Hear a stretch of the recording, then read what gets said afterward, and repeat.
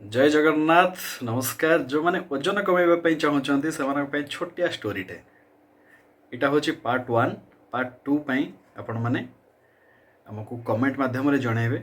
So story हूँ राम बोली गोटे पिलाटे थिला, तार बहुत ओजन बढ़ी जाइथिला।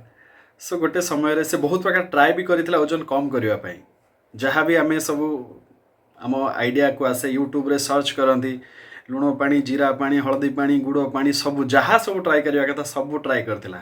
बट जो फेल हो गला डॉक्टर पाखु जाए कहला सर मु ओजन कमेवाई चाहूँगी केमती कमेबी कहतु।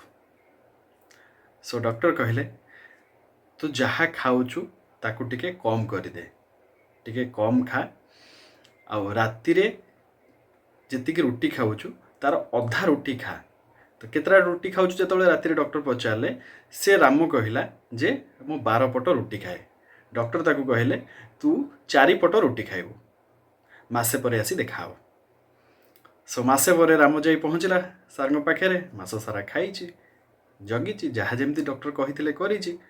मासे पर जाई पहुँचला सार आपन जहाँ कही मु सबू जाक डिटो से कली, ओजन कमु ही ना। डॉक्टर सार छानिया हो गले, सबू जाक कर कमुनी कौन कर केते पट रुटी खाइबा कही 4 पट खाइबा कंट्रोल करने कही सर।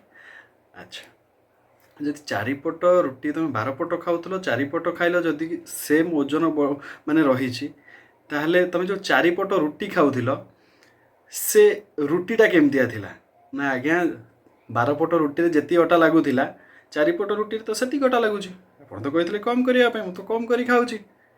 सो डॉक्टर आश्चर्य एगेन इटा थिला पार्ट 1 पार्ट 2 पाई कमेंट करंतु जो माने पार्ट 2 जानी कमेंट माध्यम भी जनातु। बहुत जल्दी पार्ट 2 सह आसी पहुँचुची। Thank you.